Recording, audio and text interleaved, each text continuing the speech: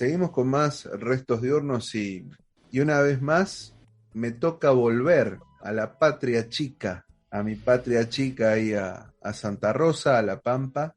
Y en esta oportunidad vamos a conversar con alguien que ha trabajado con la música, que ha estado vinculado siempre a la cultura, que ha formado diversos conjuntos, siempre con cancionero propio y bueno, y ajeno vinculado al cancionero popular argentino. Y hablamos de Oscar García, le damos la bienvenida.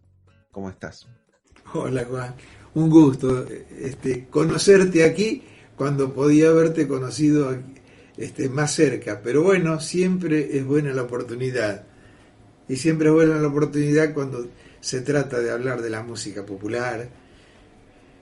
Y yo, es cierto, vengo desde hace mucho tiempo con grupos fundamentalmente, después tuve una reconversión que podemos hablar si querés, para ser para convertirme en solista, que es a lo que me llevó el tiempo, porque cada vez, viste, los grupos han ido desapareciendo. Es un fenómeno social y cultural como fue cuando se formaron tantos grupos en el país. También formaba parte de algo más grande que estaba ocurriendo. Y bueno, y para los que nos formamos en esa identidad, que éramos parte, no éramos la identidad, sino una parte, en un grupo donde uno a veces jugaba de sombra, sobre todo cuando tenía compañeros como yo tuve a Pelusa Díaz, un cantor que durante gran parte de mi vida canté junto con él, hasta en dúo hemos cantado. Comenzamos con un trío, terminamos con un quinteto. Y bueno, y con Pelusa era como jugar al fútbol con Maradona. Es más o menos lo mismo que uno podía sentir. Nos entendíamos en el aire también. Bueno, ya no está Pelusa y ya no está el grupo tampoco. Y yo me quedé pensando con qué cuento y contaba con mí mismo y y las cosas que yo podía hacer. Gracias a algunos amigos, a algunas clases con una genia que era Annie Grunwald, integrante del Buenos Aires 8, gran maestra de música, me fueron convenciendo para que abordara este terreno de de la interpretación en solitario, porque era el modo también de hacer conocer un cancionero que de otra manera, sobre todo el propio, era muy difícil hacerlo conocer. Y entonces salí a defender un poco mis cosas y las de mis compañeros. Cuando digo mis compañeros, digo un grupo pequeño de amigos, que ya se nos han ido varios, que crecimos bajo la órbita y el amparo de Bustrias Ortiz, de Edgar Morisoli, de Olga Orozco, de Ricardo Nervi, y que fuimos gestando fundamentalmente desde Santa Rosa lo que se conoce como el cancionero de La Pampa. No digo música de La Pampa, digo cancionero, que me parece que es más correcto y menos ambicioso también, porque música en La Pampa hay mucha gente que hace música y hace distintos géneros. Nosotros hicimos un cancionero que trataba de testimoniar una identidad surgida de nuestra historia, de nuestras dificultades, de nuestros problemas y de nuestros sueños. Todo ese compendio se fue gestando a partir de allí. Yo comencé con Pelusa y Delfor en un trío que éramos muy muchachitos y nos unía el barrio, con Pelusa y con Delfor. Con Delfor desde la escuela primaria. Y bueno, y nos juntábamos en la casa del Bardino, de Julio Domínguez, el autor de Milonga Valla, y él nos cobijaba. Cuando él todavía no había iniciado su carrera de compositor, trabajaba de mozo, Julio Domínguez. Y en su habitación nos la prestaba para que ensayáramos. nuestros ensayos tenían, además del bardino, a dos concurrentes diarios cada vez que íbamos a ensayar, que era Guillermo Mareque, el gran músico, y Juan Carlos Mostrías Ortiz, el poeta. Así que, bajo el alero de esta gente, nosotros nos fuimos formando, fuimos aprendiendo tantas cosas que no sabíamos, y ellos, que son de las personas más ilustradas que yo conozco, Juan Carlos fundamentalmente, más tarde Edgar Morisoli, que también, pero lo conocimos un poco más tarde, fueron nuestra relación casi cotidiana con alguno de ellos. Si habremos recorrido noches de Santa Rosa y lugares y encuentros, y nosotros siempre atentos a sus reflexiones, a sus saberes. Bueno, y fuimos, de las personas que te estoy hablando ya no están, ninguno de ellos. Y yo creo que ellos siguen viviendo en nosotros y su legado sigue en nosotros, casi como un mandato, para seguir cantándole a nuestra gente, a nuestro barrio, a nuestra provincia, a nuestra pequeña patria. Bueno, me surgen muchas inquietudes y curiosidades, pero voy a empezar por acá, por algo más sencillo. Me gustaría ir a alojar al muchachito y tal vez un poco antes, es decir, antes de esos ensayos que me contás en esta pieza cedida por el Bardino, nada más y nada menos, me gustaría que me cuentes en vos cómo surge las ganas de involucrarte con la música. ¿Qué escuchabas en tu casa? ¿Quién te dio las primeras herramientas para eso, para vincularte con la música? Los primeros recuerdos que tengo de la música son muy tempranos, me acuerdo, porque yo viví en una chacra de mi abuelo, en el campo, en un lugar que se llama el Guanaco, la colonia del Guanaco. Bueno, hasta los 6 años. Sin embargo, tengo recuerdos de que allí me enamoraba la música. Fundamentalmente la radio, pero recuerdo algunos bailes de campo que mis padres me llevaban, y mi lugar preferido era, mientras los grandes conversaban, bailaban, se encontraban con gente, mi lugar era cerquita del escenario. Ya ahí me atrapó la música. Desde entonces no me soltó más.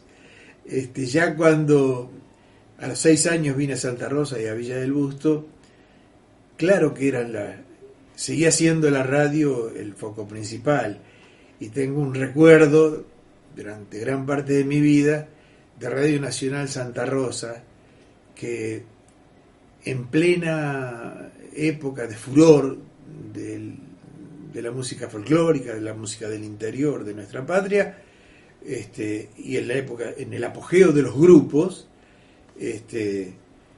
era mi alimento diario, no solamente el mío, el de la mayoría de la gente. Hoy la gente les debe ser difícil creer que había, todas las semanas había alguna obra musical que se ponía de moda. Me acuerdo de Angélica, que rompió todos los esquemas, la cantaban todos los intérpretes, no solamente de folclore, sino de tango, de todos los géneros.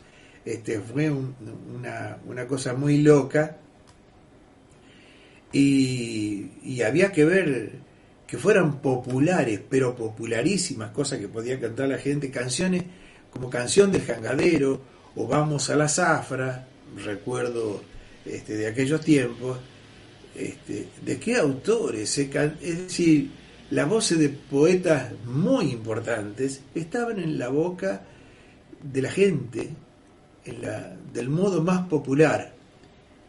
Yo creo que muchos poetas en la Argentina, muchos, han sido conocidos y divulgados fundamentalmente por la canción. Hay gente que jamás leyó un libro de Jaime Dávalos, pero se conoce sus obras, sus canciones. con Castilla pasa lo mismo. Bueno, esto comenzó tal vez en la música popular argentina mucho antes, en el tango, porque al tango se arrimaron poetas descomunales, ¿no? Empezando por Discépolo, pero no es solamente el único, ¿cierto? Los Expósitos, Mansi, gente de un tamaño muy grande, y se hicieron conocer a través de la canción. Por eso yo y tantos nos hemos enamorado de la música popular argentina, y tiene mucho que ver la poesía. Digo esto además de mi relación con los poetas. Yo, por ejemplo, te cuento, este disco, que es el último que he hecho, tengo 4 discos como solista. El Bardo Lejos le da nombre al disco. El Bardo Lejos es un antiguo poema que Juan Carlos Bustrias Ortiz me regaló un día. Yo tenía una relación muy, muy cercana con él, y muy frecuente la teníamos. Además, yo era uno de los que estaban en la lista que visitaba su casa. Juan Carlos elegía un día a la semana, bueno, los domingos, media tarde, caía Juan Carlos. Siempre, invariable. Así que era amigo ya de mi familia, de mis hijos. Él los vio crecer. Y así con otros amigos también, ¿no? Un día me regaló un poema, como tantas veces lo hizo, se llamaba El Bardo Lejos. El bardo antiguamente era la forma de denominar al poeta, o a aquellos cantautores que además contaban historias, que iban de pueblo en pueblo, y se le decía bardo. Un término muy lindo, y además tiene mucho que ver también con lo que yo hago, todo eso. Así que yo lo quise mucho siempre a este poema, lo tuve muchos años conmigo y lo tenía como una cosa personal, casi como un amuleto, un talismán, que creo me ha protegido de algunas cosas, al menos yo creía en él, y lo canturreaba en solitario. Jamás lo canté en ninguna rueda de amigos. Hasta que el tiempo se llevó a Bustriaso y yo dije, voy a probar de grabarlo esto, porque a mí me gusta, pero a lo mejor me gusta a mí nada más. Y resulta que ahí entré en contacto con un arreglador, que es Obi Homer. Hizo un arreglo muy lindo de esta obra, a mí me gustó, le gustó a la gente que yo se lo hice escuchar. Generalmente comienzo por hacérselo escuchar a los más exigentes, así que me pongo de esa manera. Y aprobado ese trámite, y me fui entusiasmando cada vez más, y entonces esa obra la quise compartir, y ojalá a los que la escuchen, a los que la quieran, también los cuide un poco como me cuidó a mí. Esa obra, además, por ser un acto personal, íntimo, como una confesión de amor, me fijó el espíritu para la selección de este disco, donde yo tenía, no exagero, para hacer 2 discos y medio más la cantidad de obras que tenía, pero cómo elegía, y entonces eso me ayudó a seleccionar y a elegir. Y elegí entre ellos 8 obras que tienen mi música, y hay 2 que no son mías, pero que yo las quiero como mías, fundamentalmente a una de ellas, que es Y no teníamos más que el amor, que es una obra que la hubiese querido escribir yo. A veces te pasan esas cosas. Bueno, es de Rafael Amor. Resulta que Rafael yo lo conocí en Santa Rosa, me lo presentaron y estuvimos en una cena juntos, pasamos una noche deliciosa, y después pasó un tiempo hasta que nos encontramos, unos años después, en Madrid. Unos amigos cantautores españoles que andaban conmigo me dicen, está Rafael Amor esta noche, ¿no querés que vayamos? Bueno, vamos. Era en Carabanchel la cosa, en una suerte de peña de una organización republicana, y allá fuimos. Bueno, ni bien nos encontramos, nos saludamos, nos abrazamos por el reencuentro.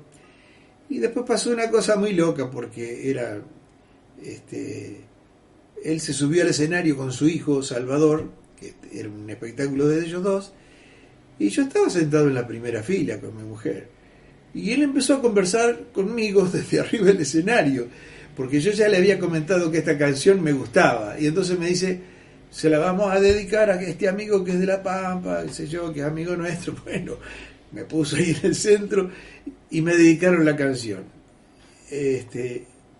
Luego de esto, ya como que se le calentó el pico y dijo, y te quiero contar algo más. Dice, pero ya se convirtió en una charla personal, la gente miraba, se reían, pero lo disfrutaron porque fue muy espontáneo y muy lindo. Y dice, te quiero contar que mi papá vivió en La Pampa. Ah, digo, yo no lo sabía. Sí, dice, vivió en Toay. Y incluso dice, yo fui a conocer la casa donde vivió.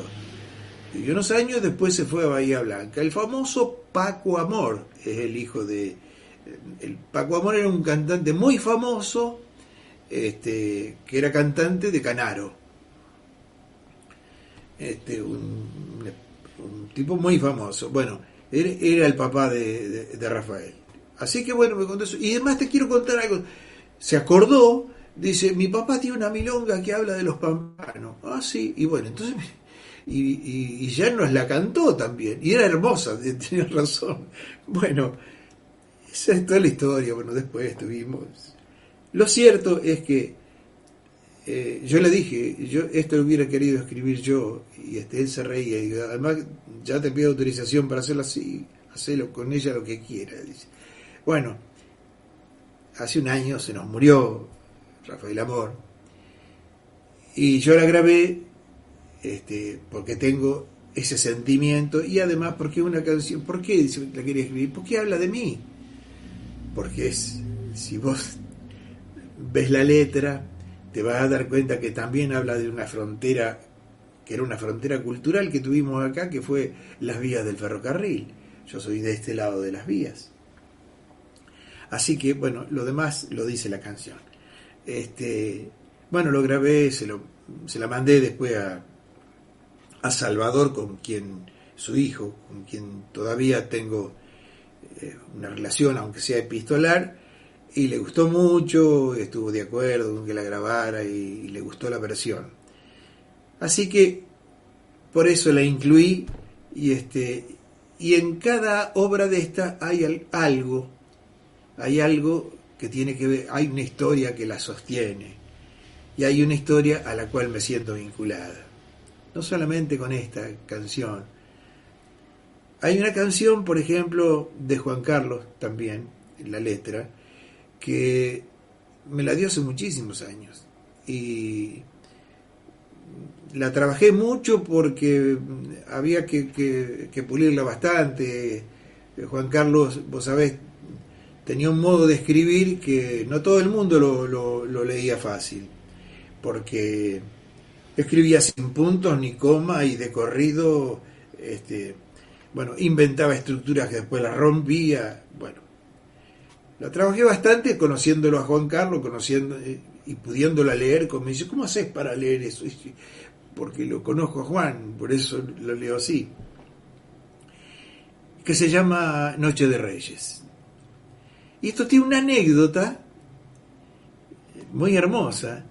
Yo vivía a media cuadra del bar La Perla, que era Mendoza y Raúl B. Díaz. Vos lo puedo decir que sabés dónde queda. Yo vivía a media cuadra del bar y media niñez la pasé en el bar. Era amigo de la casa, me dejaban poner los discos en esa época cuando yo era chico, así que bueno, ahí también estaba enganchado con la música. Bueno, Juan Carlos no vino muchas veces al bar La Perla, pero alguna noche vino, y una noche sale Juan, según él, iba un poco en copas, y ve a los recolectores de basura. Dos de ellos, vestidos clásicamente con esa ropa amarilla, sentados en la vereda, tomando vino. Y lo saludan. Y él se da cuenta que esa noche era Noche de Reyes. Entonces él juega con la fantasía de que eran los Reyes Magos. A partir de eso, él edifica este relato poético contando un modo particular de contar esa realidad. Para mí es un hallazgo como idea y además es muy bello desde el punto de vista poético. Bueno, yo la trabajé muchísimo tiempo con el respeto que me producen las obras de Juan y el cariño que siempre le tuve, y lo pude hacer y lo incluí en este disco también. Así que todas las historias van por ese lado. También está allí la última obra que hicimos con Edgar Morisoli. Una obra que se llama Boliche de Luna Click. Y el nombre suena extraño, ¿cierto? Que fue lo que me pasó a mí. Un día, como pasaba tantas veces, Edgar o venía a casa y me traía cosas y me traía letras. Otras veces me llamaba a su casa, preparaba el mate y decía, mira, te quiero contar algo. Y dice, ¿vos conocés el boliche de Luna Click? No, confieso que no, nunca lo escuché. ¿Dónde está eso? Es un boliche que está en Árbol Solo. Vos sabés que Árbol Solo es un paraje que está en el oeste profundo. Y es Árbol Solo porque hacia el oeste el Caldenar se va extinguiendo, ¿cierto? Es el último Caldén, yendo hacia el oeste. Por eso el nombre del paraje se llama Árbol Solo, es el último Caldén. Bueno, allí, en 1930 más o menos, se construyó un boliche hecho de adobes, que era el boliche de Luna Click. Luna Click, en realidad son dos apellidos, Luna español y Click danés. Pero algún juez de paz creativo de aquella época juntó los dos apellidos y los convirtió en uno. Bueno, fruto de eso también hay algunos descendientes que llevan el apellido completo, Luna Click. Por eso se llamaba así. Y alguno de esos familiares aún lo mantiene en pie. Cerró en 1974, pero está como el día que se cerró. Adentro están las mismas cosas que había. Adentro están enseres de campo, almanaques, libros de contabilidad, latas de galletas, todo lo que había allí que la gente iba a comprar, porque lo usaban ahí en el desierto como posta para el descanso, para recuperar para nutrirse de alimentos o tomar una copa, para descansar y luego seguir. Ese era el boliche de Luna Click. Entonces le hicimos esta milonga que fue la última obra que hicimos con Edgar y que afortunadamente la pudo oír y le gustó mucho, alcanzó a oírla antes de marcharse de este mundo. Bueno, Oscar, quiero destacar algo antes de que se me vaya de todo esto que nos estás compartiendo, que nos estás contando, que sos un gran narrador. A quien escuche esto con atención seguramente se enganchará y le da viaje con estas historias de la llanura. Me gustaría preguntarte, lo primero que se te viene, ¿qué es lo que te quedó de Bustriazo y qué te quedó de Morisoli? Así, como esa que me contabas la historia de que iba a visitarte un domingo, yo creo que hay algo, porque imagino que hay un montón de cosas, anécdotas, situaciones, pero yo creo que hay algo que es como único de cada uno y me gustaría que me lo cuentes.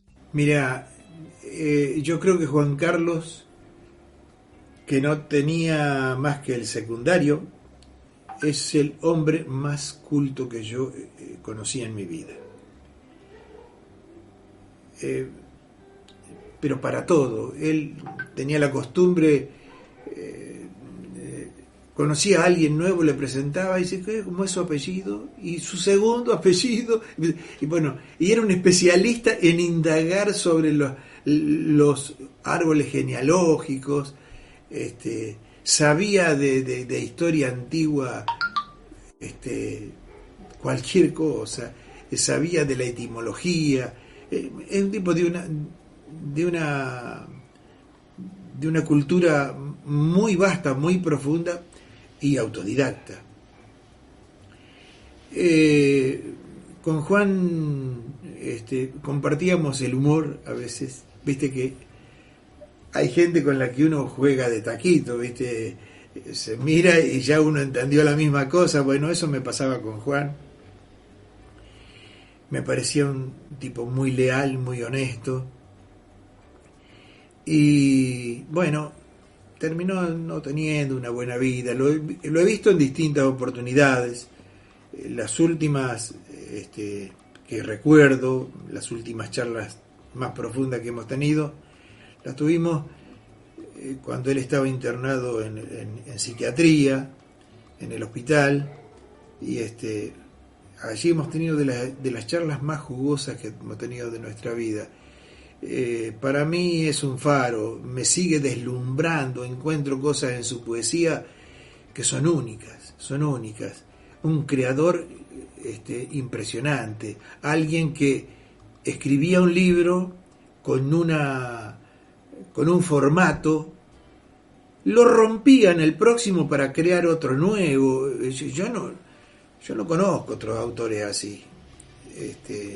Y esto lo pudimos conocer durante mucho tiempo cuando nos frecuentábamos muy seguido. Entonces sabíamos lo que iba escribiendo. Incluso cuando corregía las cosas. Pero vos ayer, no, esto lo corregí porque sí, está mejor así como lo pusiste. Bueno, esas cosas, hasta esas cosas. Él dejaba, no solamente en mi casa, la de algunos más amigos que tenía mucha confianza, dejaba sus libros inéditos que estaban escritos a máquina por él.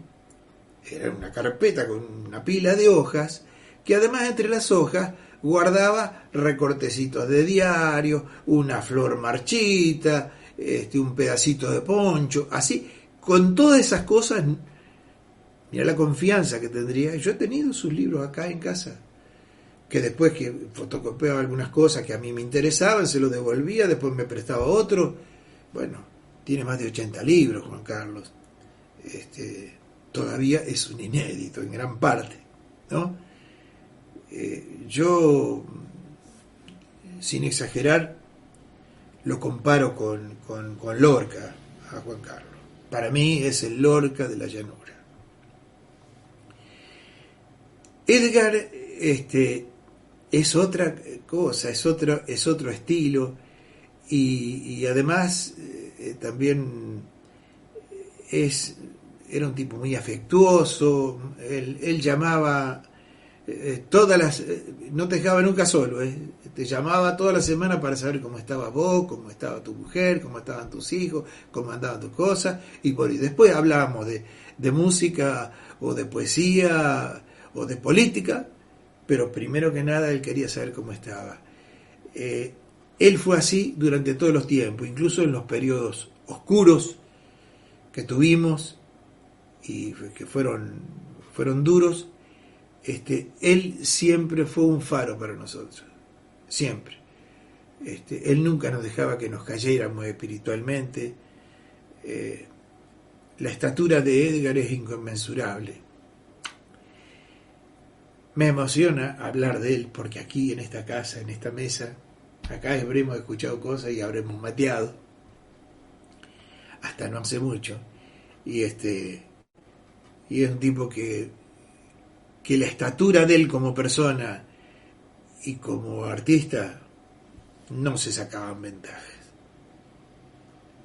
Son esos tipos que yo tengo que darle gracias a la vida porque hayan pasado por mi casa y por mi corazón.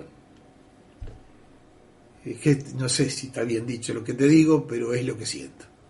Estimado Oscar García, me quedan muchas curiosidades e inquietudes. Vos sabés que hay como tiempos, los tiempos de la radio, de una charla y demás, yo voy a dejar abierta la invitación, si a vos te parece bien, para que hagamos una segunda parte más adelante, Un gusto. para que hablemos ahí de Villa del Busto, para que sigamos haciendo un recorrido más minucioso musical del principio y seguramente de algún trabajo discográfico nuevo, porque siempre algo sale, siempre hay ganas. Cuando el arte lo convoca a uno, ¿no? Por algún lado sale y quiere que alguien escuche y que se replique. Estimado Oscar, ¿dónde podemos escuchar este bardo lejos? Este Bardo Lejos y los otros 3 discos BIOS están en todas las plataformas digitales, por nombrar la más conocida,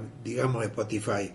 Pero además, como hay un convenio entre Spotify y YouTube, inmediatamente que lo publican, lo ponen también en YouTube. Y digo esto porque a alguna gente le ha resultado complicado entrar a las tiendas virtuales, pero YouTube es mucho más fácil. Aunque económicamente no le va a gustar a alguien que yo diga esto, pero es así. Yo lo que quiero es que puedan acceder y puedan escucharlo. Este, la música es de uno hasta ahí nomás.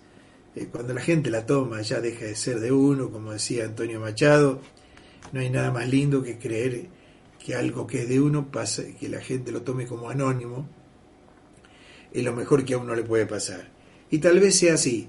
Yo te agradezco muchísimo, y como te interesa Villa del Busto, yo escribí un libro, el único libro que escribí, que se llama La Patria del Corazón, y me gustaría que lo tuvieras, así que después déjame tus datos, a ver cómo te lo puedo hacer llegar, que con mucho gusto te lo voy a hacer llegar.